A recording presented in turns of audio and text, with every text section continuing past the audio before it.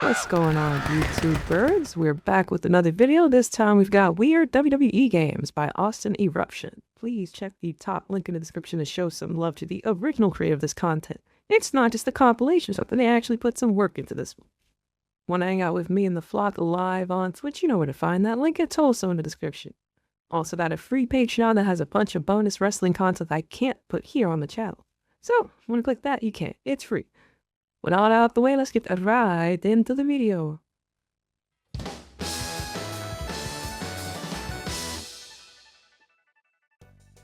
Yo, it's Austin, and guess what? Over the last year, I've become a huge fan of pro wrestling. This is definitely old. Holy that might shit. seem kind of weird, though, with this anime shit around me, but don't mind that.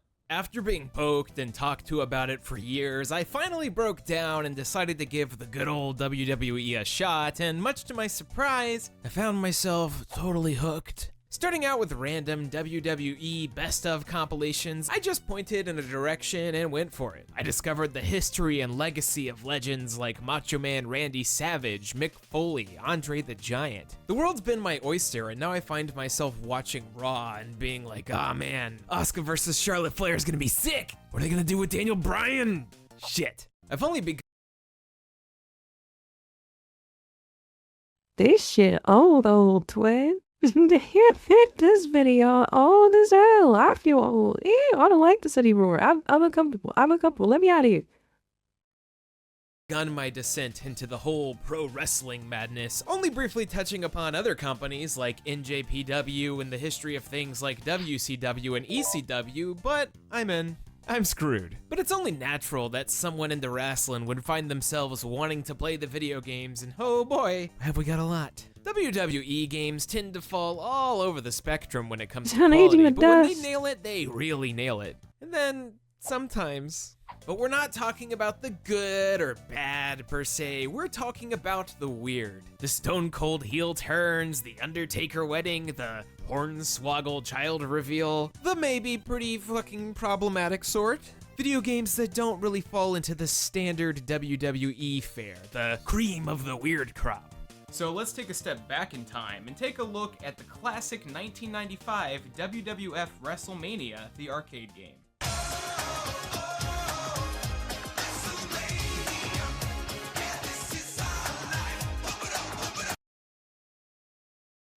Brother, the closed caption. Start with compilation of game footage and the old WrestleMania pop song. What the fuck?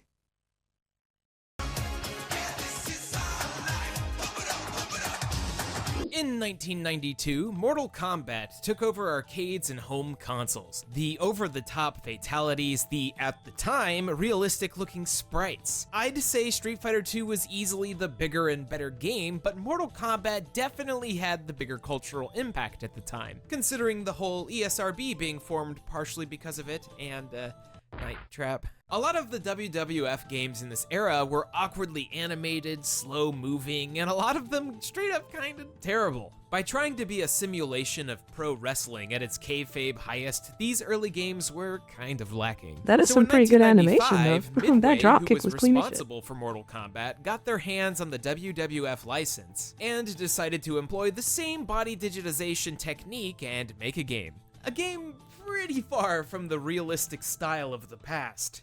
WrestleMania, the arcade game. While this got a lot of ports to other consoles, we're gonna take a look at the PlayStation 1 version of this game. I think all you really need to know when establishing tone here is that even on the consoles, WrestleMania Arcade does not have a main menu function. Yo, it's what straight the out hell? of the arcade. Also, upon hitting the start button, the first they character definitely got the selected is Doink. the actual wrestlers Motherfucking digitized Doink. though. You know, easily the highlight of the early 90s Raw. With his standout and unforgettable match against Crush at WrestleMania 9. This is a weird-ass pseudo-fighting game that's 50% jank, but 100% enjoyable to play. Everyone on the roster has all of their wrestling abilities turned into what is essentially a Saturday morning cartoon. Doink fights with massive props, Bam Bam Bigelow has flaming fists, and The Undertaker shoots out ghost Hadokens or something? I love it! A simple, goofy It's fighting kinda game tight. time capsule, and one deserving of your time with a few friends at some point. WrestleMania Arcade was successful enough that Midway actually made a follow-up in the same style called WWF In Your House, and it kind of fails to recapture the magic. Based on the very 90s pay-per-view of the same name, In Your House takes place I don't like how HD that shit look. This shit, nah, I don't know if it's too close or what. I don't like how this one looks. Someone's house, I guess. Unlike the pay-per-view, which was definitely not in someone's house, unless their house was like this arena, in which case, goals. This game is so ugly by comparison. You do have a few extra combatants like the Ultimate Warrior, but it's weird having these character models stand next to each other. They're not even properly scaled in size. The combat feels clunkier, the menus are a combination of possibly the worst colors. Dude, The best out the things ring to come out of crazy. your house are good old Hunter Hearst Helmsley and Gold Dust's idle animation, which is definitely what they were going for. Problematique. Now, let's Dude, you can fast see his forward a couple bulge of right years. at him. Wrestling games would become this weird direct and meta simulation type of games, especially when 2K took over. But before that, there was one more arcade-style game called WWE Allstars. Pretty much everyone around me growing up didn't like wrestling and would tell me All-Stars that it was fake or kinda that it heat. was bad. Everyone except my great-grandmother, who loved getting Attitude Era tapes and telling us things like, "Look at them, getting their asses kicked!" I'd like to believe that what she saw and what some kids see is the game that THQ tried to make with WWE Allstars. All sorts of Imagine fucking the crazy biggest finishers, Mara bro. bodies you Like, can, slamming against each other, dunking each other into the mat. Wrestlers from the 80s to the late 2000s all represented. Wrestling fan serviced at its absolute highest levels. All-Stars felt like it was coming out of left John seems field like a in fucking contrast tank. to the years and years of slower-paced SmackDown vs. Raw games. Similarly to WrestleMania Arcade, it was like a breath of fresh air in a sea of samey stuff. In fact, both titles share the same game designer, Sal DeVita, so it makes sense that they have similar vibes. All-Stars has a plethora of game modes like Path of Champions, Fantasy Warfare, and your normal exhibitions. Fantasy Warfare essentially gives you a bunch of what-if dream matches. You've got Ultimate Warrior versus Sheamus, Stone Cold Steve Austin versus CM Punk, even matches like Macho Man Randy Savage versus John Morrison. These are all introduced with a promo cut together like they were feuding. Even though Steve Austin and CM Punk never had a match, the promo plays out like straight edge versus a beer party lifestyle, and it's entertaining to say the least. Path of Champions is basically a bunch of mini campaigns with story cutscenes detailing it all out. You got 3 to pick from: The Undertaker, Randy Orton, and That's kinda D-Generation cute. X. I actually kind of love the cutscenes I they think I made only for ever this. ended up playing like the All-Stars fucking art demo style for is it. so over the top that it totally sells Paul Bearer and The Undertaker being all creepy and shit. Not to mention DX totally breaking the fourth wall with a copy of the video game. Oh, also, you can create a character with a system that actually has a lot of customization. So I did. This is Austin. Hello, I am here to wrestle. Ooh, yeah. Oh no, brother. All of this would be for naught if the gameplay was trash, but hey, despite a little coating of powder sugary jank, All-Stars is actually extremely fun to play. The reactionary counter system has a little bit of leeway, and pulling off counters mid-jump feels pretty good. The combos aren't necessarily super deep, but it all feels appropriate in a wrestling game. Plus, when you do a super, it feels like a fucking super. Do you Everyone's think the Undertaker super is is trying to kill fellas? completely exaggerated, and rock bottoms will have you flying mid-air, and That it just crazy feels ass frog good. splash. It may not be perfect, but I certainly enjoy playing WWE All-Stars. I wish the multiplayer servers didn't go offline in 2013, but what can you do? Besides, cry. For the most part, wrestling games have kind of stuck to being a, well, wrestling, sportsy type of ordeal.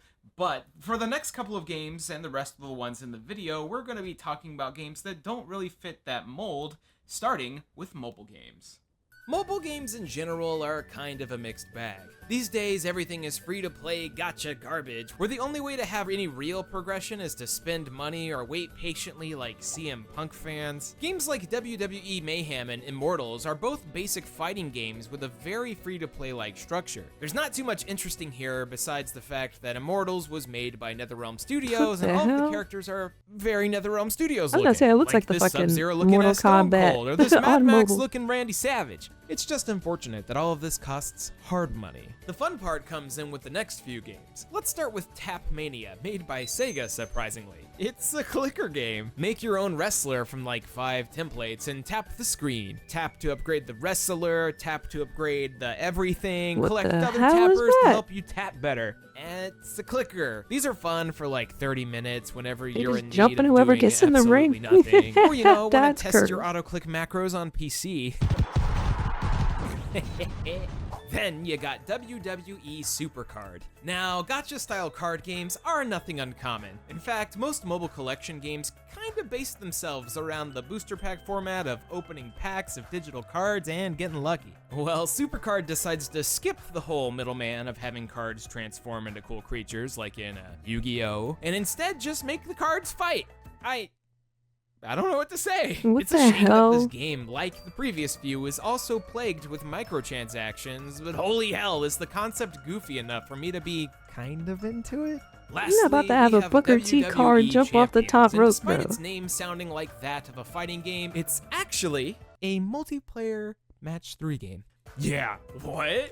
So you pick a wrestler, some of That's which you unlock trash. from What is playing, that? some of which you have to spend that hashtag money on. Each character has 3 special moves, all tied to whatever colors you match. The goal here is to do enough damage in succession in order to attempt to pin the other player. Also though, everyone has HP, so if that drops to 0 and you get pinned, it's a victory by default. This actually plays really well. I've always been for the match 3 style of game whenever it's done in a unique way, like Puzzle Quest or Honey I think Pop. the last time I tried to WWE play Champions that kinda game, slides I got right like into this Ozzy niche and Osbourne. feels pretty good. The only Except negative the thing card I is can say kinda about busted. Champions, which is kind of a deal breaker, is that it is indeed a free-to-play game. That means there's going to be a lot of limitations on how much you can play and how fast you can progress. It doesn't matter how good you are when you can't fucking unlock people unless you spend real money. I couldn't get Rhea Oh, Ripley, and, so I stopped also, playing. there's now. this.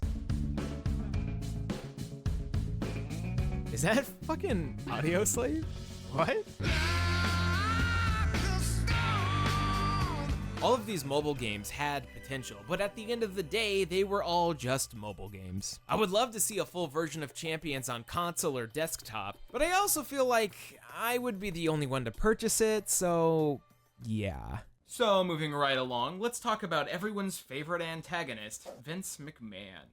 When not openly cheating on his wife, getting blown up in limousines, making people Oof. literally kiss his ass, or getting headbutt by Kevin Owens at the peppy age of Damn. 70, Vincent Kennedy This is McMahon before any is of the always crazy coming shit up came with out, too. ridiculous Oof. business ideas, like the XFL, the extreme football venture that everyone remembers, or the XFL again.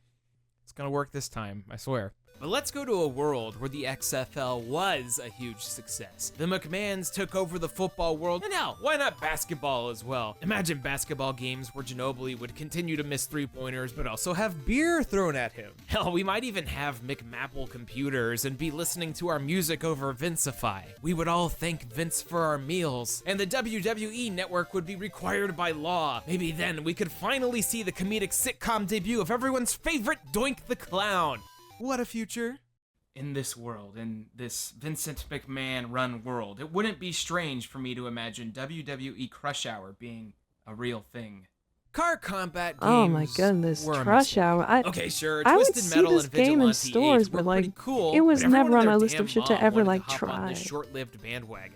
Yeah, I know, Twisted Metal wasn't the first one, but the influx of them afterwards? Like, dude! Y'all remember Star Wars Demolition, Cell Damage, Grudge Warriors, fucking Streets of Sim City? Everyone made car combat games, so it wasn't even close to a surprise when THQ worked with developer Pacific Coast Power and Light, that's a name, damn, to make WWE Crush Hour. Literally in the first minute of the game, Crush Hour takes a second to thank Mr. McMahon, which to me just says everything. This is at the very beginning of the Ruthless Aggression era, and the entire game just kind of reflects that. Our delicious car combat is only possible today thanks to the wondrous, generous, lovable Vince McMahon. Praise him, I say!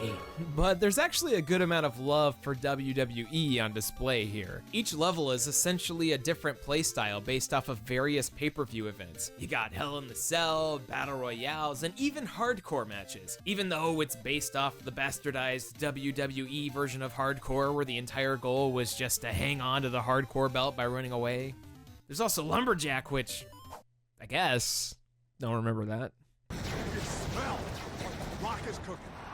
Every time you launch a level, the pro wrestlers, who I guess are now pro car person murderers, have their entrances with extremely low quality FMVs playing on a billboard. And half the time it was just glitching out for me.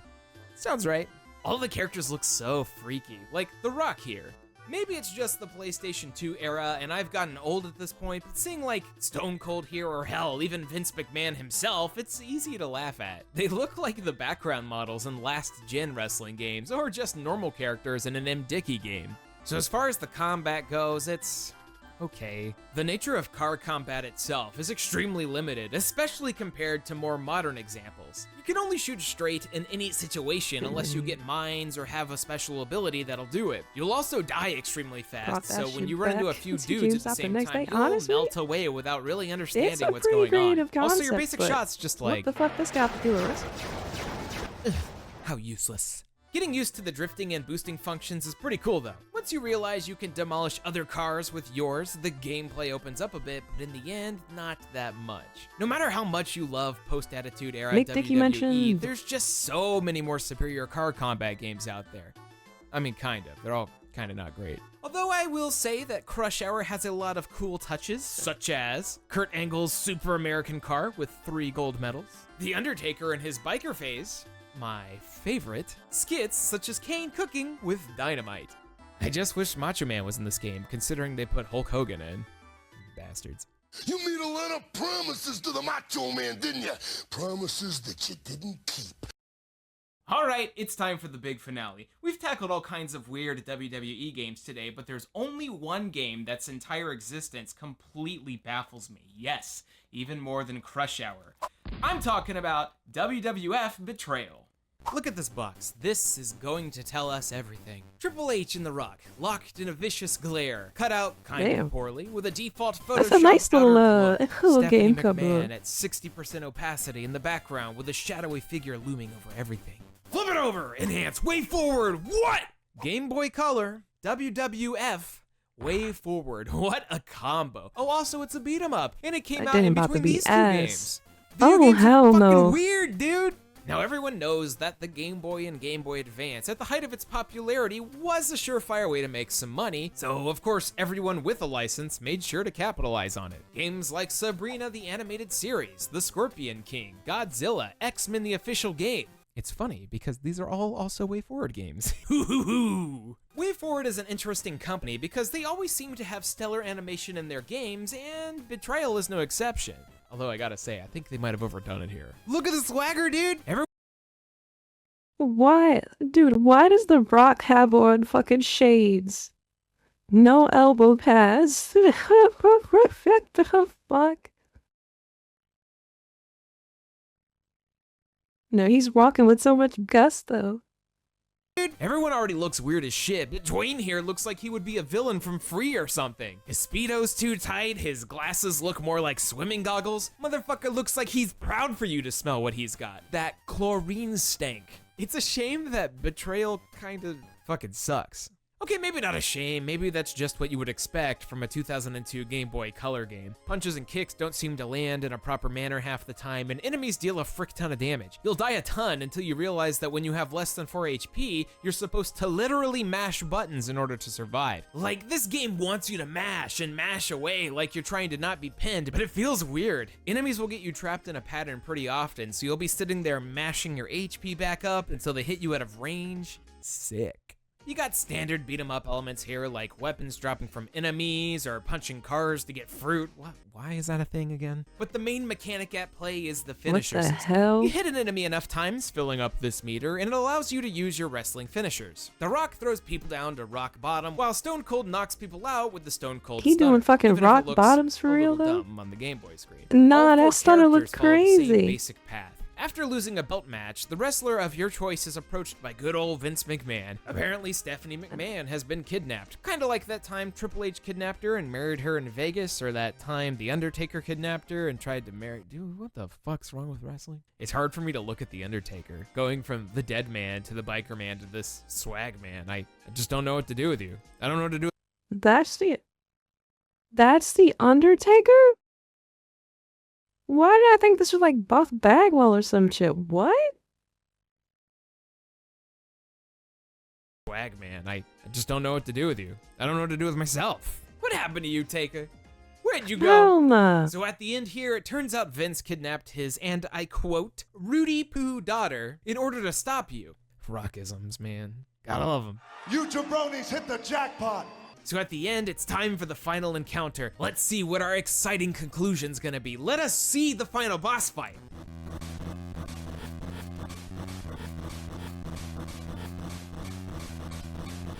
Why can't he just get inactive against Stone Cold?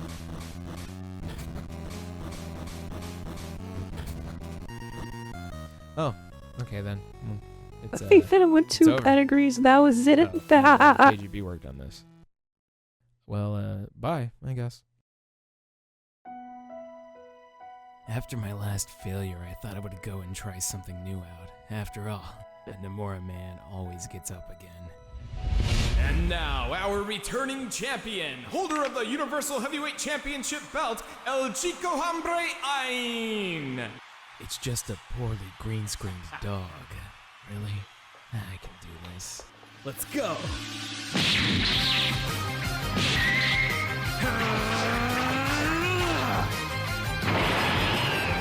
The hell?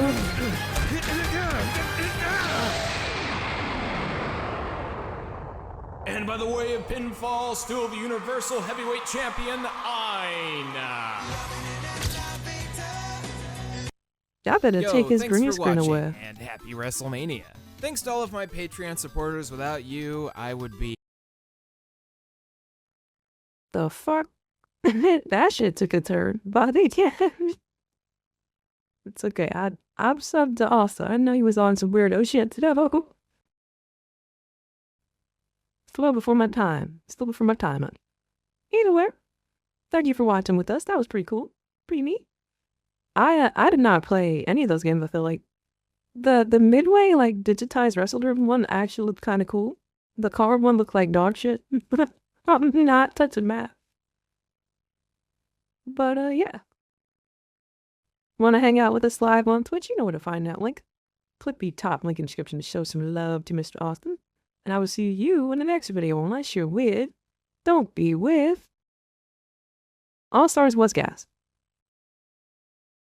Thank you so much to those of you that have made it over to the Patreon. I appreciate you.